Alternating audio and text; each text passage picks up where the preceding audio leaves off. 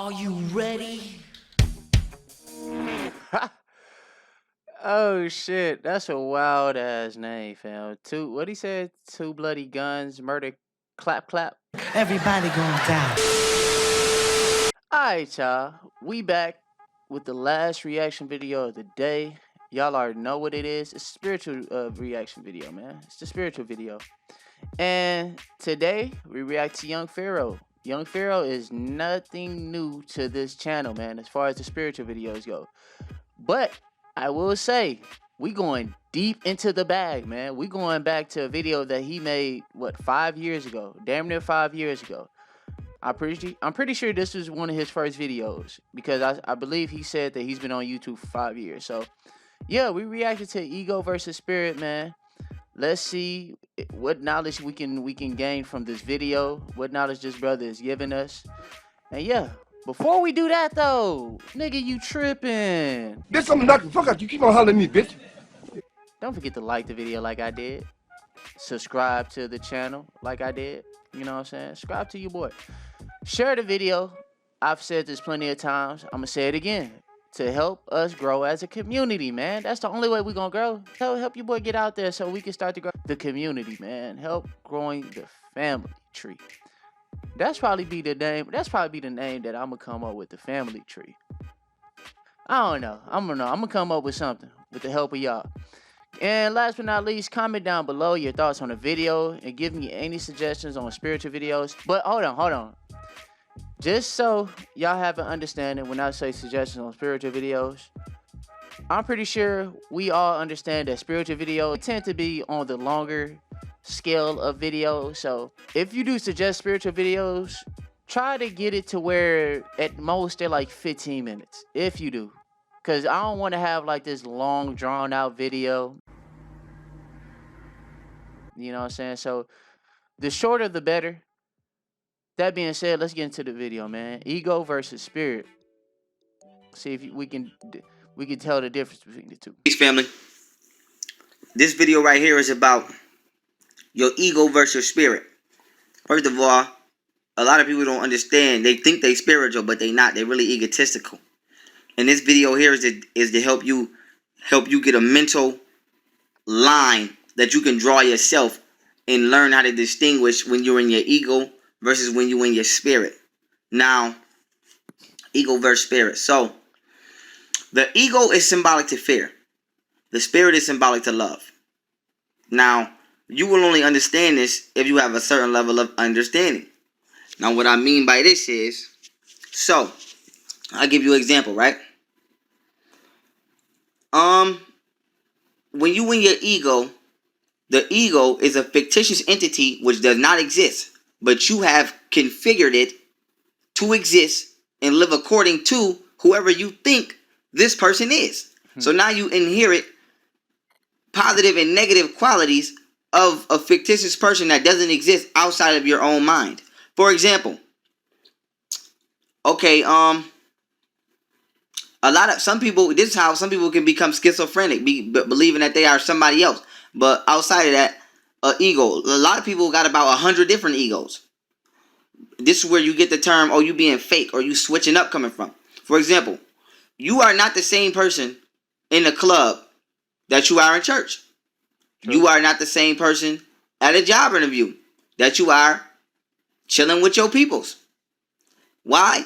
Because you have different characters in your brain that you turn into in order to handle different situations. That's true. When you are about to get into a fight, you are not the same person versus when you about to go out on a date. These are different entities or people that you think that you are and you actually manifest and live through. Now, these egos exist for one reason, because you have to make up and create something to help you function in moments of experiencing reality, because you're not functioning in your true self, which is the spirit. Now, what do I mean by this? The spirit is love. The spirit loves regardless to whom or what. The spirit loves trees, animals, you, me. It doesn't destroy. It don't bust windows. When you in the true form of spirit, you love all things. But we've been being taught that that's corny. We've been being taught that that's not cool. That's lame. So now we're being in our egos because we allow the most egotistical person on the planet to govern us. So now now let me get back into depth about being in the ego. The ego is fear.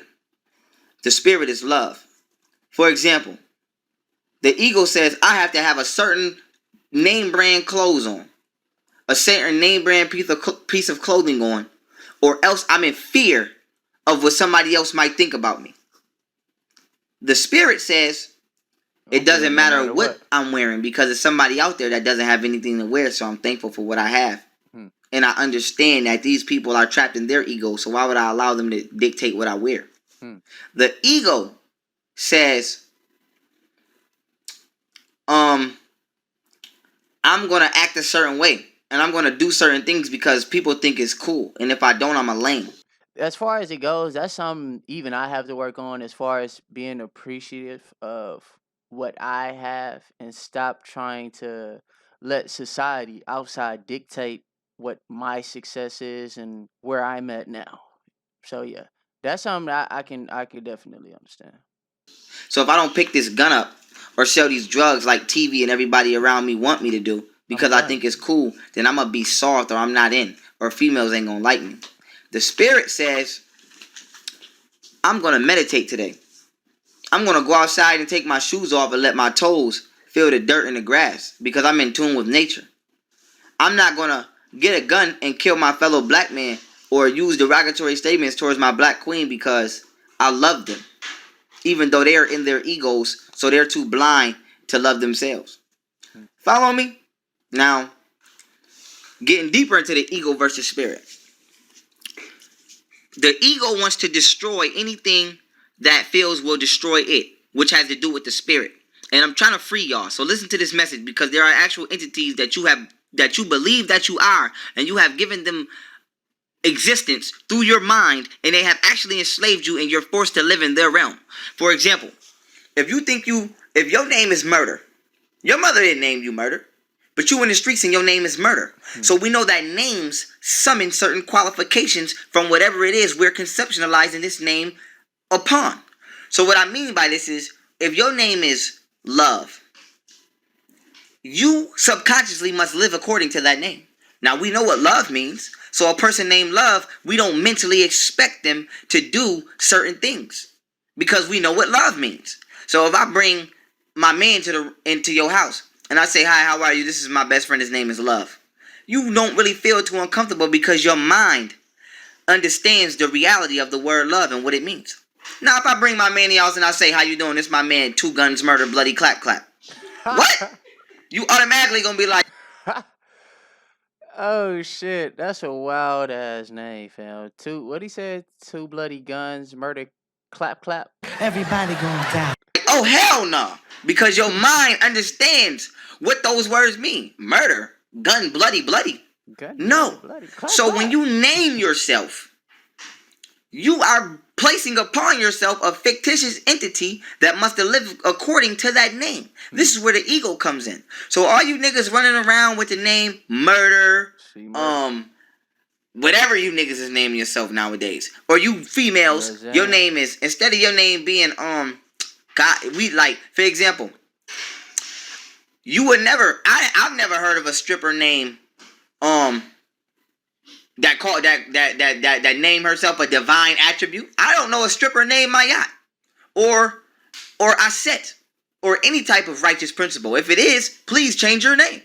But with that being said, most strippers have names like Candy, Champagne, Cinnamon, or porn stars got names like Superhead, Lethal Lips. Now, why are these names detrimental? Because you that sounds like a bootleg name, Lethal Lips.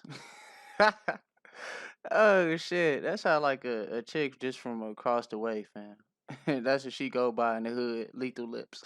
must live according to that name.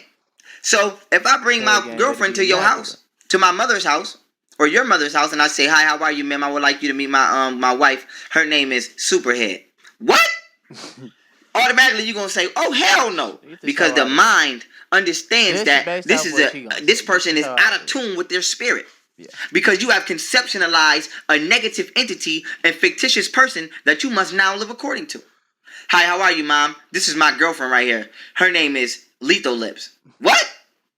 This person, the automatic rejection is not about being racist. It's about understanding that you're out of tune with your spirit. Now, no, please, nobody take these names and don't try to go on a run like Raven Simone and say ghetto names, because the reason black people name their daughters things like Rashida or Rynetta is because, for instance, Rynetta. Now, you might think that's a ghetto-ass name. No, it's not. Because we know Africans use words like netta or netcher. You have a book out called the Metu Netta or Meta Netcher.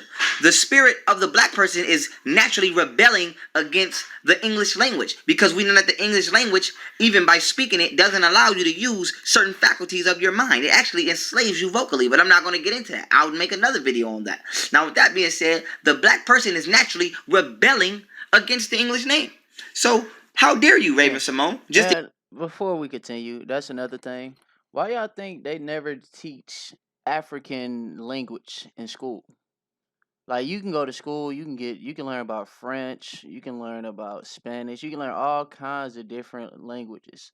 But they never, as far as I know, the schools I went to, maybe it's some school out there that does, but as far as the school I went to, they never had a African language. And that ties into how they always want to teach black people that our history started off as slavery. We don't go to school, they never tell us what we was beforehand.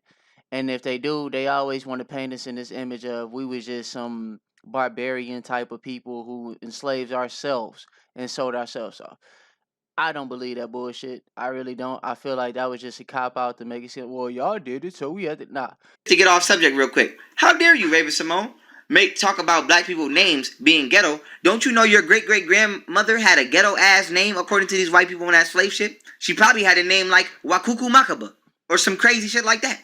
But now her name is Joanne McCarlin, and you think that that's proper. No. So, with that being said, back on the ego. The ego, you must be careful, because you fuel the ego as long as you believe in it. And this is actually an entity that you create and attach to yourself, and it enslaves you. Because now it's hard to make life decisions spiritually, because you got the ego whispering in your mind to tell you to do whatever it is that will keep it alive. Now let's go back to a man in the streets named Murder. Your name Murder, right, Murder? You might have changed your spirit might have woken, and you might have really had a righteous moment and wanted to change your life. Now let's just make a scenario up. It might not have really happened. A dude step on your shoes, and Now, having a name like that, you put yourself in a situation to where when you want to change, it's hard for your ego to allow that, because the perception from other people, it's going to take a hit. Your ego is going to take a hit from the perception of other people when you try to change who you are, because then they're going to say you switched up, you changed, you're not the same as you are. Not realizing that you're trying to change for the better and become a better person. And those, like you said, tend to be the people that's stuck in their egos. And when they see people growing and want to make change for themselves, it's hard for them to reflect on their own selves and to really start to change for the better, man. And then instead of him saying my bad, he'd be like, watch the fuck out, nigga. The first Put thing you negative gonna energy feel in like there. is, nigga, I'm murder from such and such. Nigga, I'll bust your fucking head, I'll clap you, and you feel like you got something to prove. But you don't have nothing to prove. Your don't. ego that you have fictitiously created has something to prove. The spirit, love, understands that this is a fool. So let's compare Murder with somebody like a Buddhist monk. Yeah. He gonna go about Ignorant indoctrinated black person steps on Murder shoes. Murder's not his soul, his ego, the fictitious person that he thinks Feels he like he is, gotta prove that something. exists, that he has created, responds with, nigga, I'm murder from such and such and such. Then that's the fucked up situation that we in, man. And this goes into the fact of us still being enslaved mentally.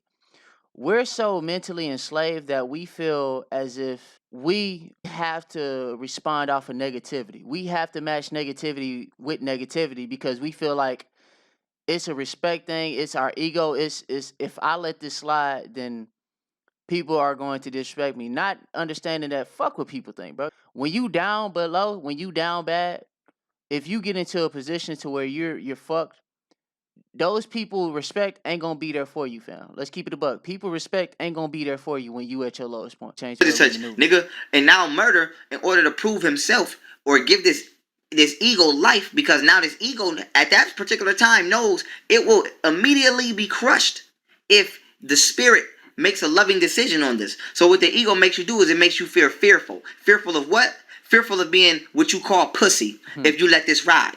So what the ego does is it stimulates you with this false fear, which fear, F-E-A-R, false evidence appearing real. It's not real. So now what the ego does is it stimulates you with fear, and you respond egotistically, which the ego is probably rooted in violence, because with a name like murder, it's rooted in violence. So you respond violently. Now the rest of the egotistical community respects you for that. Yeah, my man murder don't go for nothing. My man murder about that life. But the spiritual beings, you still not allowed in their realm yet because you enslaved by the ego. Now getting back on point. Further away from it. A man steps on murder shoes. Murder responds egotistically. He steps on somebody and in tune with. Another thing, when you really think about it, there will come a time where we all transcend, we all passed over. So you're so attached to this realm, this physical spectrum, that you don't realize that you would be willing to sacrifice it all for the respect of other people.